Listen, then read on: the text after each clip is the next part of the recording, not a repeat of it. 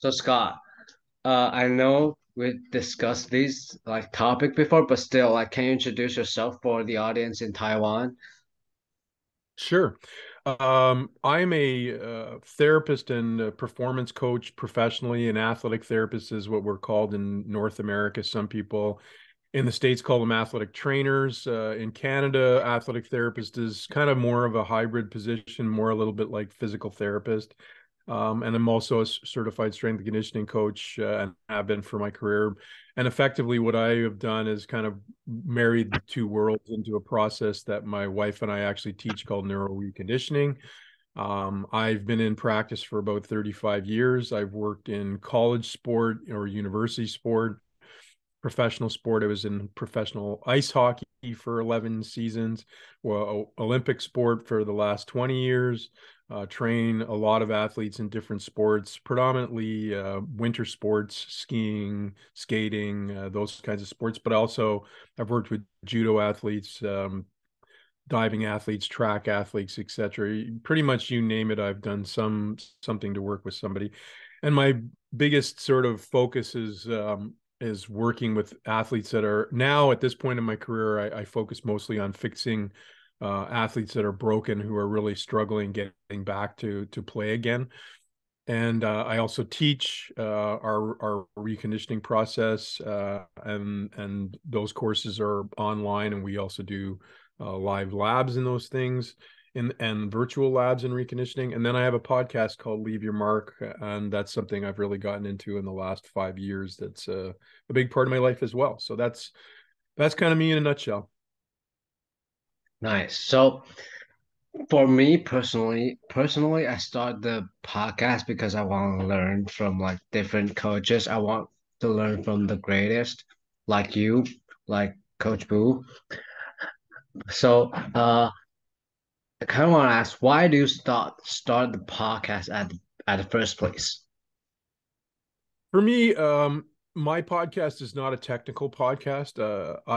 In all honesty, and I've told the story on my podcast, when I was young, I wanted actually to be a radio talk DJ, and it was actually sort of my aspiration. And actually went into and applied to a college in radio and television arts, but that was in North America. We have sort of college programming and university programming, and college is kind of looked down upon to a degree. I think it's kind of stupid, but my father came from a generation where university was really important. And he said, no, you need to get a university degree, and he wouldn't help you with school. So I changed tacks and got into exercise science and found my career in strength and conditioning and therapy, but I always liked the idea of broadcasting and talking. So about 5 years ago, when I had time, I shifted and decided to start a podcast. And my podcast is really about life stories of people in human performance. And I really try to share with my listeners, because all of us come from different directions, and it's sometimes nice to hear how people found their way and the struggles they went through and the challenges they overcame, so that we can all feel like we're not alone in that struggle. So that's why I started it and why I do it. I love that. I love that. There's like a lot of times. I think I started since like 2 years ago, since or 2 or 3 years ago, since COVID happened, and there's a lot of like ups and downs, and to be honest, I'm glad I did the podcast because every time I had to like go through some barriers or like there's some downtime for me, I met some good coaches and some good mentors like Coach Boo or like Eric Huddleston. These kind of guys like help me go through teach me a lot of things besides knowledge and strength and conditioning. I really Hmm. love that. And I really love this connection. Yeah. Yeah, it's a great way, to your point, of connecting with people and sharing life. And it's very rare now, actually. It's kind of fun that, when you do an hour long or more podcast, it's rare these days that you get to sit down with somebody for an hour and talk. So somebody's actually making that time, and you get to talk about something Yeah, you're interested in. yeah. So the next thing I want to ask, I kind of like go back to what we do for a living. So as a performance coach and as a therapist, did these two role kind of like is it for you personally, is it like emerges somehow, or it's kind of like I don't know how to say that in English, but it kind of have a little battle between it. Right. Yeah. Well, I totally get where you're coming from. And um, I never had the battle in my own mind because I was kind of learning them at the same time. The genesis of my career really started. I started as I, I played football and learned how to lift weights. And so I was strength training back in the 80s. And back in the 80s, there really wasn't a lot of information. You were reading Muscle and Fitness and most of the big strength magazines to sort of understand programming and things. And the NSCA was still the National Strength and Conditioning Association in the States was still a fairly young organization. And so I learned how to strength train and play football. And then I got into this athletic therapy program and learned about therapy, something I didn't really know a lot about before I went into it, and became an athletic therapist. So I had this athletic therapy career. I was learning about injuries and learning about the physiology and the anatomy and all these things, and then starting to create a clinical practice. And at the same time, I was still lifting weights. I was very interested in strength training. And then all of a sudden, I really discovered the NSCA. This would have been sort of late 80s, and discovered that there was a certification. And so I went and took the certification. And what I started to realize right away was that, they were sort of both ends of a continuum. And I was learning the language of both and sort of understanding both as I was doing things. And so, kind of like if you speak two languages from birth, you don't really recognize the differences as much as you do when you don't, and then you're trying to learn a language or what have you. And so, I always knew that they had similar values, similar belief systems, but there was also a different narrative in some sense. And what I've discovered over time, and what I say to most people now, as a strength conditioning practitioner, their narrative is that they're trying to help their athletes succeed and perform by overreaching. And the therapist is always trying to help them succeed and perform by protecting them, making sure they don't get hurt. So this protection versus overreaching narratives are kind of counter to one another. And they're not wrong. They're just different ends of the spectrum, and both sides need to be honored, right at the right times in the right place. So that's why I've made and I discovered more and more as I was going through my first, say, 10 years of practice, that there was a lot to be taken from the strength and conditioning profession and put into the therapy profession. Because typically in therapy, you really don't learn. It's funny, but therapists often will say, well, we're the experts in return to play and bringing people back. But in all honesty, most therapists don't learn anything in school or even beyond. They have to really dig to learn it, how to build a performance protocol or program, right? So they don't really know how to return to play. They know how to get somebody from injured to kind of uninjured. And then that next part tends to be very gray. And some of them dabble in it and play in it and kind of do things, but they're not necessarily super well educated. So the ones who do educate themselves and get into performance training, they build those kind of dual roles. But what you'll find is, and I hope I'm not being too long-winded. I don't know if you want me to talk No, for. no, no, keep going, man. I love that. The problem is that there's not really a formal construct for bringing all this information together. So I would typically be asked a question quite often, Scott, how do I do what you do? What books should I read to do what you do? And for many years, I always had the answer, oh, well, you could read this and you could read that. And there's people you've heard of, and maybe even you've had on your podcast, like having a Gray Cook on, or Stu McGill, or these different people who've gone out and, the Bill Kramers and the people who are in the industry leaders in strength conditioning stuff. So you could read these things, but there was nothing that was bringing the fabric of all this information together. And so about 20 odd years ago, I started, and then I started working with my wife on it to build the concept of reconditioning. And reconditioning really is an operating system for bringing the worlds of therapy and performance together. And most recently under a stronger applied neuroscience basis. So it's not a skill set course. It's a course that basically brings all these different things together and gives perspective on when you use what, when, and why, so that you can walk that continuum. Because even if you go and learn to be a strength coach or a therapist, there's no model. Well, I feel I've built a model, and there might be a couple of others that I'm not as aware of. I know people like Sue Falsone and stuff have built some things, Bridging the Gap, etc. But the modeling that really brings these things together is not, easy to tangibly touch all the time. And so some people do it really well, and some people don't. Some people in that world lean more heavily to being a therapist, lean more heavily to being a performance professional. And as you know, that those biases sometimes constrain us to see, the possibilities. So that's effectively what the genesis of my career was, and why I started to build reconditioning and what it's about. Love that, love that. So for I ask this because there's a lot of like I work with like different athletic trainer. I work with different therapists before, and everyone have like different. I'm not gonna say that who's right or who's wrong, but everyone has different perspective on return to play. Mhm. But just ask this just out of curiosity because you have like both side of like knowledge.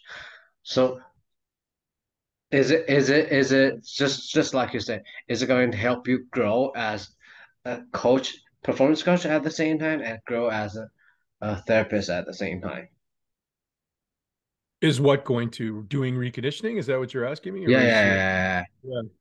Yeah. Well, I think my personal bias, because I'm teaching it, is that it at least starts to give you a set of glasses to look at the problem from both perspectives.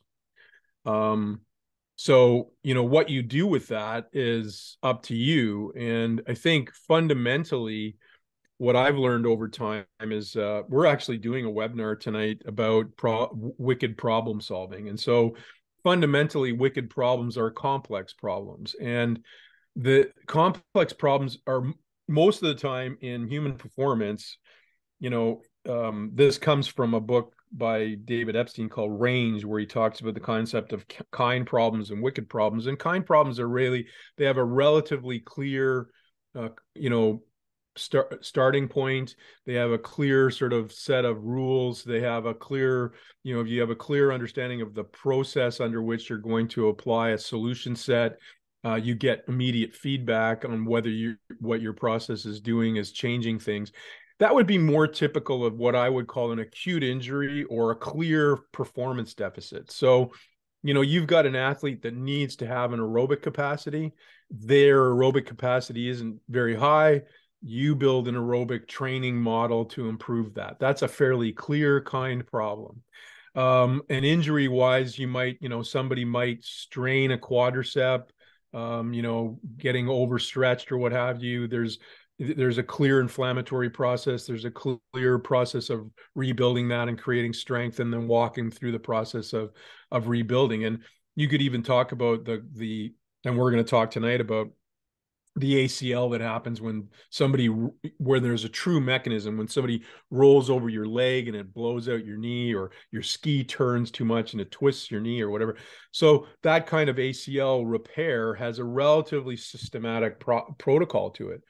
But as soon as you get into the sort of the ACL that happens in the middle of, a cut that an athlete does over and over again, well, then the question becomes, why did it happen? Because they did this cut thousands of times before. So why did they hurt themselves now? And what are all the different pursuant problems that created this problem to happen? And so wicked problems like low back pain is a classic wicked problem. There could be a myriad of reasons why it's there, a myriad of ways that it expresses itself, all kinds of different factors that are causal about it. And so pulling it apart is much more complex than simply saying, oh, you have low back pain.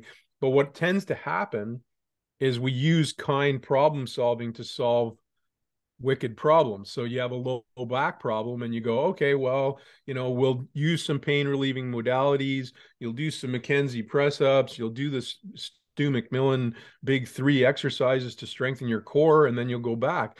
Well, that's actually not looking at the problem for why it's there. And most injuries, we focus on the symptoms and the outcomes. So the way I like to draw the analogy is it's kind of like you go to the garage with your car and your tires are worn out on the outside edge. Your right front tire is really worn out on the outside edge. So the mechanic comes out to you and says, your front right tire is really worn out on the outside edge. We have to replace it. And you just go, okay, replace the tire. So I replace the tire. 6 months later, I come in, your right front tire is worn out on the right side edge. Well, you haven't solved the problem. All you've done is change the tire. And that's what we do with a lot of, back pain and things. We go after the pain, but why is it there in the first place? That's the wicked problem, is solving why the tire is worn out or the back is sore, not just focusing on the back is sore or the tire is worn out. Does that make sense? Yeah, yeah, So yeah. fundamentally, it's so important that we understand that why proposition, that we start to clarify what's going on. And every problem is an N of 1. So when people say things like evidence-based, it's important to reflect upon the research, but you have to understand that the research, any research study that you do is going to have some proposition of people that respond to the things that you do, some proposition of people who don't respond, and some proposition who even have a negative response. But because there's such a clear proposition of response, we deem that to be a positive study, that when we do this thing, this outcome occurs. But we ignore the 10, 20, 30% of people it didn't cause a response or even caused a negative response to. And so that's fine if we're dealing with a team and we're trying to say, okay, here's some general concepts like foam rolling or stretching or warm up that we should be doing to support their preparation, etc. But when you're talking about one individual in human performance, they're an N of 1. You have to discover what works and doesn't work for that person. You have to discover why. So if I take 10 people with back pain, all 10 of them should have a different solution. And so going back to your origination of your question, the problem is that requires a lot of experience. It requires a lot of critical thinking. It requires a lot of investment of time. And so what happens is we create scalable models because they're easier to deliver. So we have a scalable performance protocol. We have a scalable protocol for a rehab. And 7 times out of 10, it works simply because it was enough to get the person feeling better and they went back to life. But those 3 times out of 10, we're not solving the problem. So my whole sort of discussion point is to say that when you are coaching, training, working with, especially with athletes or performance individuals, they are an N of 1. You have to understand their problem. You have to look for the solution for them, and you have to recognize what they're truly having to respond to. Every athlete has a different set of demands put on their body. So if I take a table tennis player and I take a sprinter, they should not be training the same. And if the sprinter strains their hamstring and the table tennis player strains their hamstring, their return to performance programs shouldn't be the same. And the reason they strained their hamstring isn't the same. So, but quite often, if you see a table tennis player and a sprinter doing a rehab program, they look very similar. So, that's the problem. Love this. Thank you for bringing this up. For all those times like training different types of, my thought process is, since the movement on the court is a lot different, why should we always focusing on the same thing? I love that. I love that. So the next thing I want to ask is also from your Instagram, and I did a lot of I, I invite a lot of coaches to talk about their thoughts on the spine. So I'm really interested in this. It's the uh, or, Organization. spinal organization. Am I right? Mm-hmm. Sure. So Yeah. what exactly is spinal organization? Well, there's a few different pieces to this. One is that posture in and of itself and how our spine organizes itself is fundamentally reflexively driven. So there's a whole series of reflexes, the vestibulospinal reflex, the vestibular colic reflex, all these reflexes that are in our system that we don't really learn a lot about in physiology and our training protocols and everything else. All of those reflexes really are the table set for trunk stability, control, being vertical movement, and any kind of movement outside of that plane. These reflexes have to kick in to make sure that everything stays where it needs to stay. That's item one. Item two is that all human movement starts and ends with your visual system. So your visual system is the driver of 70% of what the brain interprets and understands about what it's going to do. And that's why somebody who's blind from birth doesn't move so smoothly in comparison to a regular human being. They'll adapt, but they're never quite the same. And somebody who loses their vision sometime into their life is going to have a lot of challenges about moving smoothly, because your vision is your primary system for informing you of what's going to happen. And your body moves in a predictive way. It always has to understand what's happening, so it sets itself up for success. So it has a series of reflexive systems that ignite themselves to create postural stability and control before you ever think.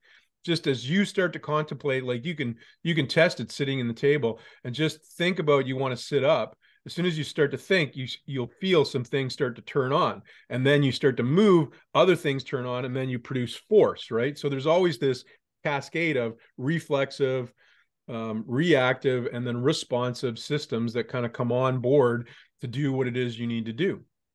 Your brain is always predicting what it's going to be dealing with. A typical example of where it predicts incorrectly is, this has probably happened to every listener, is your friend asked you to help them move, and you went to their house and there was a whole bunch of boxes with stuff in them, boxes, right?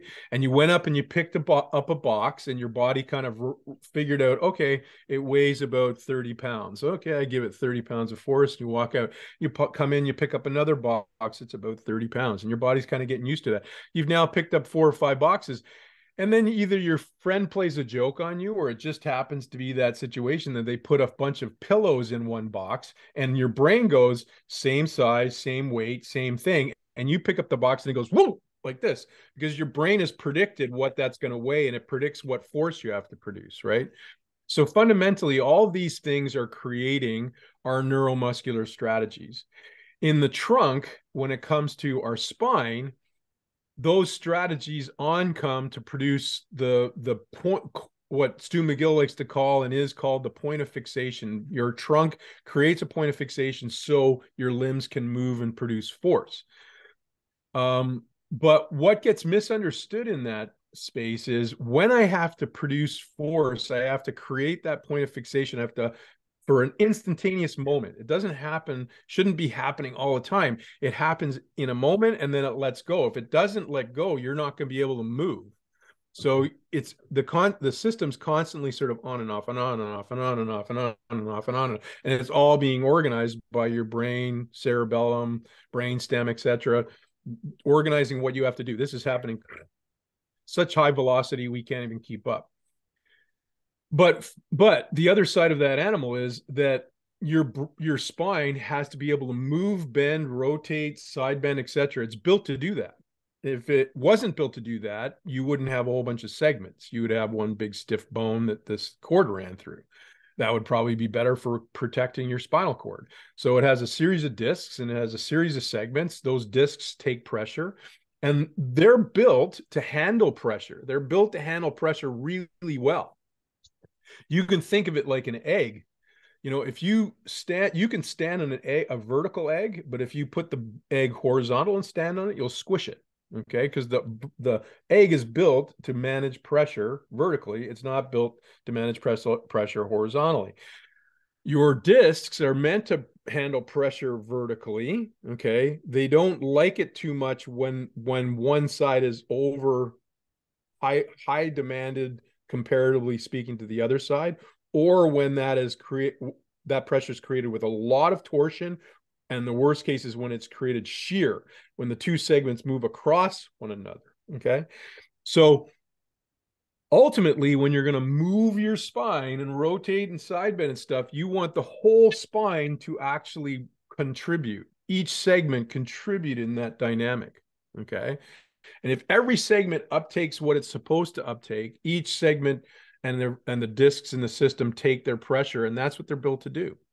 But what typically happens over time is because the movement of our spine, these points of fixation, this movement in and out of it is very complex, it can become threatening to the system. And the system perceives threat, it creates restriction. So what ends up happening, or we have postural situations, so we don't move a lot.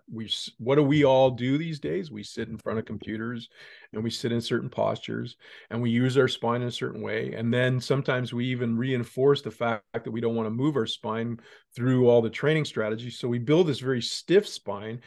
But what ends up happening is certain segments start to be moved more than other segments. So maybe a TL junction becomes where you do all your rotation or all your side bending, or maybe at L3, 4, and 4, 5, you do all the side bending and rotation when you're swinging a bat, and so what ends up happening is those way more pressure and stress than the rest of the system does. And that's where they break down. Then you get disc herniations, you get real, true pathology in that system. Your tire gets worn out. But back to my analogy, fixing the disc or fixing that strategy is one part of the problem equation. That's like taking the tire and replacing it. You've just replaced the tire, and you've just fixed the disc. You haven't fixed why that disc was taking so much stress. You haven't fixed why that tire was wearing out. So you have to unlayer what's going on. Is it a reflexive systematic process where the system's not organizing well? Is it that certain systems have become stiff and restricted and can't give way to motion? What is the N of one problem, right? And so you can't apply all strategies to every situation. You have to look at the situation in and of itself and understand what's going on. Lastly, there's plenty of research out there that most people walking around, if you MRI'd them tomorrow, you would find disc herniations in them, but they're asymptomatic. Why are they asymptomatic? Well, fundamentally, pain is an output of your brain. It's not an input. We've learned it like it's an input strategy from the disc or some tissue. You have nociceptors that are producing information to your brain all the time.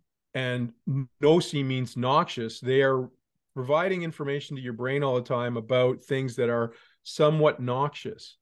But your brain decides whether that noxious information is actually worth getting concerned about or not. And it decides whether it's worth getting concerned about based on its predictive equation, which is based on its experience and previous influence.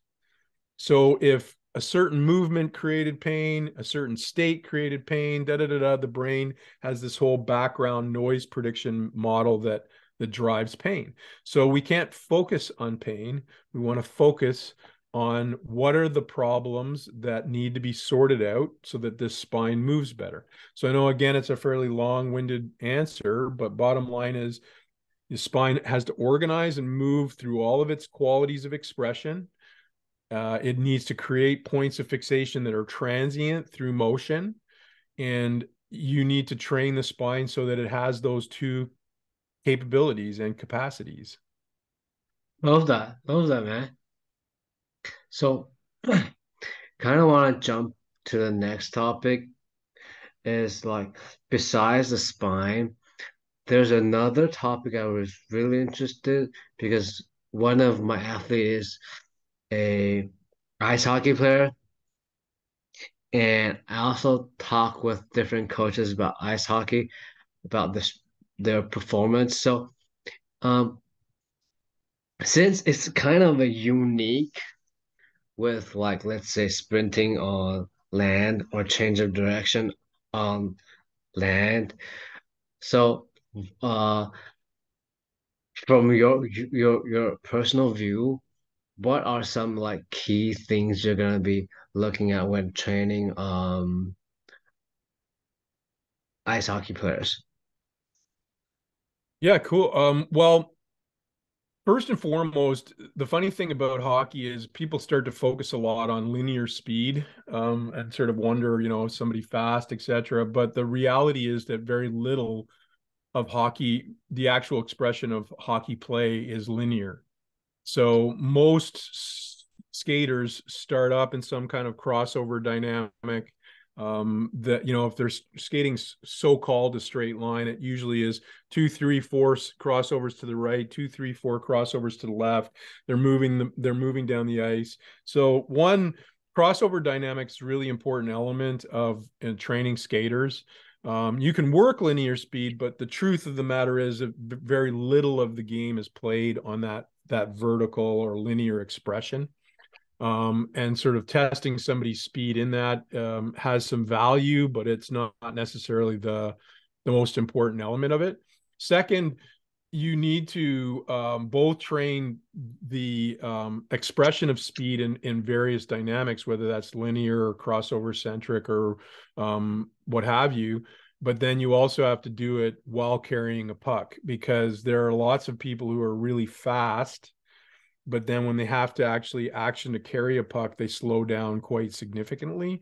So anytime they have to do something that's active or reactive or setting or controlling or looking, that changes their ability to be quick. And this is one of these sort of crossover dimensions of speed to sport, is a lot of people train speed to improve speed in sport. Well, yes, you should do that, but part of the mechanism of training speed for sport is to put in the visual look dynamics and things that come into play, like even for rugby or soccer. If you're running down the pitch, you have to look for a ball, if you don't work on that and you don't work on the reflexes and all the other systems that are involved in that, you will slow down. So what ultimately you want to be able to do is run fast and do it whether you're looking, touching, moving or what have you. So that's item one. Item two is that, again, you mentioned it, but hockey is a very change of direction oriented game. So your change of direction dynamics need to be worked a lot, not just in the typical, what I would call would be more similar to soccer, in rugby and football, because most things are linear or vector centric. You kind of come off of a linear expression to a vector. Whereas in soccer and hockey, you literally stop and come back to, or totally turn around or spin or what have you. Those two sports have a lot of similarities in that way. And so you need to work that kind of footwork expression, that kind of change of direction. And again, you have to put the visual system into it. Your ability to track, look for, sight, and connect with things is really important, because you can, again, be really quick, but if you have to be really quick and look for a defender or pick up a ball or whatever, you can, that will slow you down again quite significantly. So it's important to cover all those bases when you're working with a hockey player. Nice. So since you brought up like linear speed in hockey, like I also enjoy these kind of like conversations. So how since it's not exactly like linear movement, but it's seems like it's linear on the ice, what would you do to like increase their like linear speed? Well, I think there's plenty of data that points to that if you're fast off ice, you're going to be fast on ice. That if you've got a relatively quick foot turnover and you're a quick sprinter, the likelihood that you will also be quick as a skater is going to be there. So there's benefits to working on being faster off ice. The turnover dynamics of starting and accelerating are very similar in hockey and in sprinting. There's a little bit of a vector difference in the way the legs express themselves, but that turnover expression is, especially from a starting perspective, is very valuable. So working on starting starts and working on first 5 steps and those kinds of things are exceptionally important off the ice and on the ice. And then when you get on the ice again, just like you work on in sprinting, you're going to want to work on some linear dynamics, the starting dynamics, the turnover dynamics, the acceleration dynamics of where your center of mass is, etc. Those things are all going to be very helpful. So, it's not all that much dissimilar to what you would do from a sprinting protocol. But that being said, most of the time when you're working on sprinting, most sprint sport speed stuff is 40, 60, 80, 100 meters kind of in expression.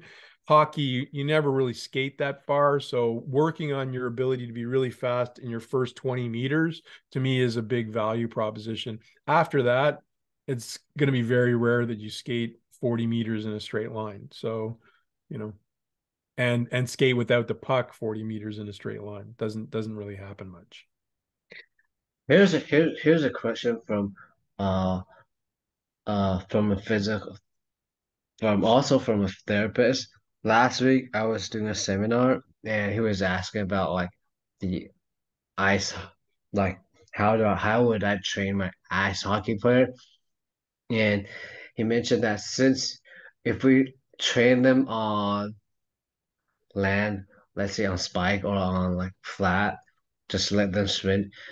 It's different when we let them sprint on ice because the how can I say that in English? But the shoes are different, right? Right? Yeah, yeah. So is there a difference between this? Do you Yeah, think it's pretty, it's really not something that should be ignored, is um the dynamics of what the skate does. And this has always been sort of the notorious animal in the kitchen between training hockey players to sprint and training hockey players on the ice. A lot of hockey players, I can't speak a lot for Europeans and for other nations because I'm not as familiar. I'm familiar with them when they arrive at the NHL, but from a development perspective, I'm not as familiar. But fundamentally in Canada, because our model tends to be very hockey specific early, so early specialization, you tend to see a lot of hockey players have relatively dead feet, and they often get shin splints when they start running, or they get foot centric problems. So the reason for that is because their feet are tied into a boot. The boot creates a fair amount of restriction. They do have dorsiflexion, but they don't have typical eversion, pronation strategies. And in sprinting, you have kind of a reverse pronation dynamic. So when you land forefoot, and then your heel strike happens just instantaneously, and then you push off. In a skating stride, you don't really have that. You have the edge approximates the ground. You have a push, you have a toe off, an expression of toe off or push off of the front toe. So that foot dynamic expression is very much different on the ice than it is in running. And your foot is not necessarily built to manage running. So when you convert from a in season to off season, you need to have an accommodation phase where you really work on the foot dynamics and ground activation quality before you start really pounding, reps. And there should be a lot of work on the quality of the feet and the foot dynamics and how they work, because you shouldn't just take it for granted that they're just going to be able to sprint, because their feet aren't really built for it. So I call that non-negotiables or constraints in sport. Is, you start looking at what are some of the constraints. One of the constraints in a skater is their skate. You also have to understand that a skate is about 5 to 6 centimeters off the ice. So there's a lever point that changes the dynamics of force below, and you're on an edge that you have to mechanically change edge to create, propulsion and force. So that's different than in a foot again. So all of these things play into your ability to be a good skater or to be high quality and speed. And that's why I said there's a relationship between being fast off the ice and on the ice, but the on ice piece of it is how good a skater are you? You could have trained all season to become really fast, but your skating is not good. So none of what you've built actually gets into the skate stride. So that's why it's important to always have conversion periods where you're converting into higher quality dynamics on the ice, what you've built off the ice. When you come back off the ice, convert to being prepared to be on the ground again. I don't think we do enough of that when we're training hockey players. Love that. Love that. Love that. So kind of want to go back to your podcast. So for all those podcasts, there's 315 episodes. Am I right? Yep. Um, I know it's gonna be a tough one, but which are your favorite? You're my favorite. Uh, Wow, well, you know what? It's funny you mentioned Stu McMillan when we came on, and him being somebody who's been a mentor of yours, etc. I really enjoy talking with Stu. Stu and I have sort of we like to dig into the philosophies and sort of the background noise of problems, and so we've had some good conversations around things in our industry, life stuff, and things. My podcast is not a technical podcast, so I don't get into these kinds of conversations a lot. I like talking to another buddy of mine, Brett Bartholomew. Most of the ones I've done with Brett, I've really enjoyed. I've enjoyed the moments of bringing on people who don't usually do podcasts, like a Mark Verstegen, and finding about Mark's history, the guy who built Athletes Performance and Exos.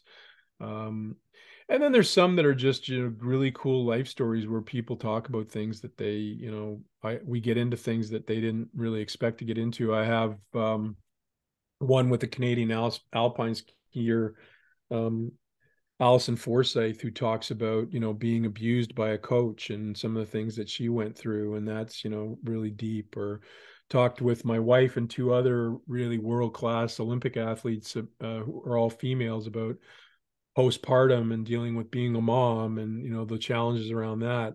Really high value as well. So it really depends on the subject and the person, but those are some of the ones that I look back on with great joy. So yeah. So for all those podcasts, are all those guests, probably a lot of them are friends with you right now, but or probably they are friends at the beginning. But anyway, what do I mean? What do you learn from these podcasts you did? I learned so much about people's journeys, and it informs me. One of the things that I'm doing more and more of now is personal mentorship as a both in life and career. It's kind of what I want to do in the next adventure of my career as I'm getting older now. I do less coaching and more life mentorship and personal coaching. And it gives me a lot of, understanding of how everybody's story is a little bit different. How, one of the things we have to honor is the fact that every moment in life is a choice. Whether you choose to move or not move, or shift or not shift, or go or not go, or do or not do, every moment is a choice. And these choices, they create, forks in the road that are happening all the time. And the funny thing is sometimes somebody chooses to go right, and maybe they think it's a bad thing and there's a bad consequence, but then that bad consequence ends up creating a really wonderful consequence. I tell the story, I got divorced from my wife in New York City, and my life was in a big mess. I lost my job, lost my family, etc. But then that coming summer, I found a new job in Montreal, came back to the Montreal Canadiens, met my wife, who is now my wife of 20, close to 20 years, and had my daughter. So, if I don't have that terrible life experience, maybe I don't have this wonderful life experience, right? So sometimes it's important, that's what I learned from everybody, is it's important not to label things as good or bad, but just to sort of understand that life is a journey. You're constantly making choices. You see where it takes you, and in the middle of all that, it's, as you're doing, meeting people and connecting with people and treating people professionally and with goodness ends up creating potential that you never understand, like people who have coached or mentored you, and now you're going to the States to do your master's, and you're going to run into somebody that you've had on your podcast that you might not have run into if you didn't have your podcast, right? So that's the value of it. Love that. Love that. Love that. So that's basically all the question I have for today.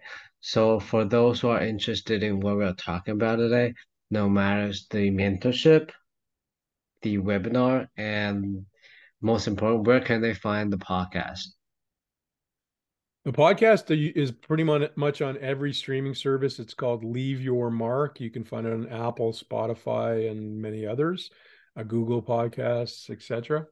My company that I teach out of is with my wife is called Reconditioning hq.com, reconditioning. So www.reconditioninghq.com. All of our courses are there. Our course calendar is there. You can find me on Instagram at King O Pain, not King of Pain. You can find me on Twitter at Built by Scott. You can find me on LinkedIn at Scott Livingston, and all of the stuff that I post is on all of those channels. So if you want to come to the webinar on solving wicked problems tonight, you can go and find the link on probably my Facebook or LinkedIn page or whatever, and sign up for it and register for tonight. It's still room. And what's the other thing? That's about it. I think those are. Yeah, that's about it. Those are my thing. Oh, and in Leave Your Mark on the podcast, I do a mentorship called the LYM Life Lab. That is on my webpage, lymlab.com. So if you go to lymlab.com, you'll find all my podcasts there, but you'll also find the Life Lab that we are taking new members, and cohort number 3 starts May 2nd. So if somebody wants some life coaching and career coaching, etc., that's the place to go. Cool, man. Appreciate that. Appreciate that. My pleasure.